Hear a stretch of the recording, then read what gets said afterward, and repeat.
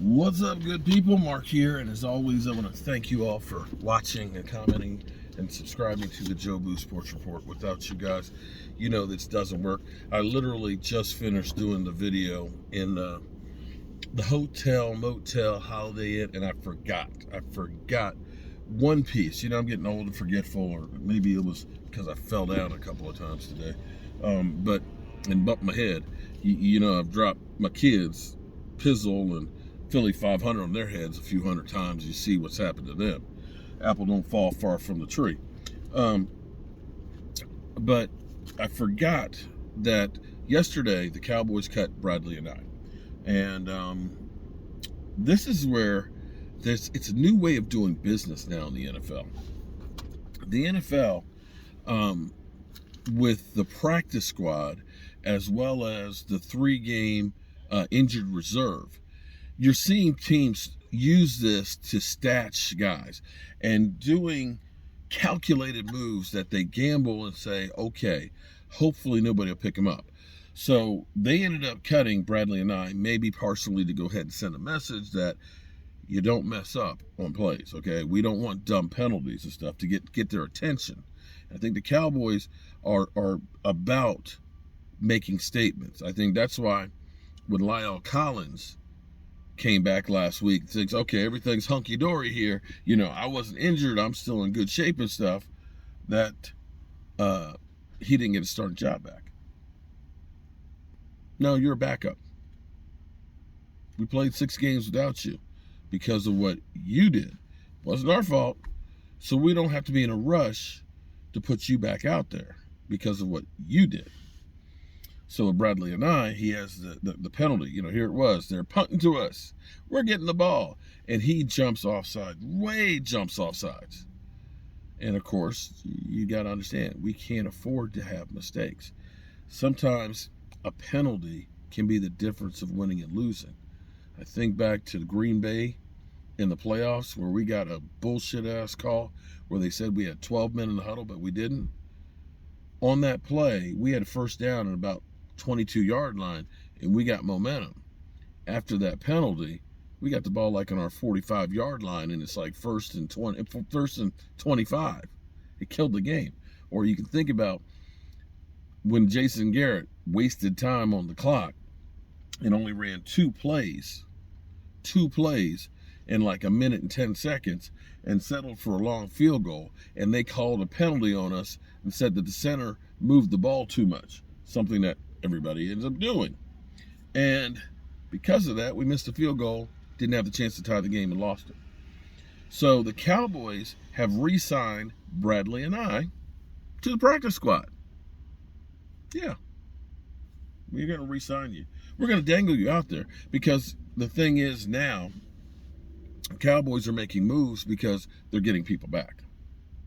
Because Michael Gallup's coming back. Because, you know, DeMarcus Lawrence, who is now practicing now. We're talking about practice. Not a game now. We're talking about practice. Coming back, you need to start getting these roster spots together for the guys that we have. And this is great because this is all guys that firepower that we need. And I haven't read the article, but apparently an they said NFC East executive, okay, I think it's an Eagle executive, believes that the Dallas Cowboys are going to win the Super Bowl. People keep talking about the Cowboys and the Super Bowl. Don't start falling into that. Because expectations are the building blocks of resentment. If you start getting in your mind, the Cowboys are going to the Super Bowl, anything short of that is going to make you mad. Just enjoy the ride and see where it goes. The goal, of course, is win the Super Bowl. Don't get me wrong. But don't fall into the trap because there's going to be 31 teams out there that don't make the Super Bowl, or excuse me, don't win the Super Bowl. Take it 1 week at a time. Smell it.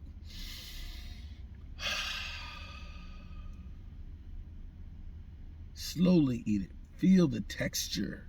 Feel the taste. Don't just throw it all down and get gutted and sick. Take your time and enjoy this meal that the Dallas Cowboys is serving up. Because I'm going to tell you, even if they do win the Super Bowl, it doesn't last.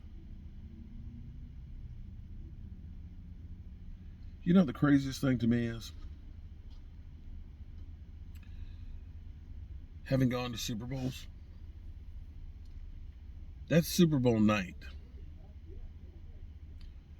all the parties the night before, the build-up, the tailgates, getting to the stadium, all these people there, all the bars and clubs, people in the streets partying. What's the name? Mark? Mark? Yeah. You are with you. Hundreds of thousands of people going to the city. The game is played. Super Bowl champion is crowned. All the confetti falls out the ceiling. All the speeches and everything else, and holding the trophy and stuff. It's crazy that the next day you go back by 3, 4 o'clock in the afternoon, there's not a sign that it was ever there. All the street signs are gone. The Super Bowl city, all of the 6004. okay. All of the stuff, you know, the NFL city, the I can't think of what you call it, damn, NFLX, all the parties, the big tents, all the superstars and movie stars and athletes, everything is gone the next day. And that's like the Super Bowl. You think about Denver after they won the Super Bowl. Boom. Thank you. Yes, sir. You think about all the teams after they win the Super Bowl.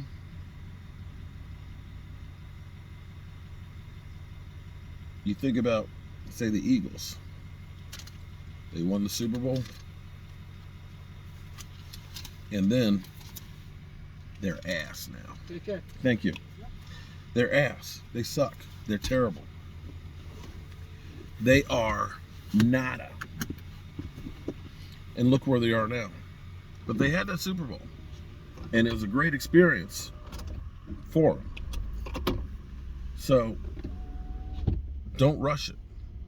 Savor it. And I'm going to savor this meal too, because I'm hungry. All I've had is my coffee, and that's it. So I'm hangry. All right. Peace.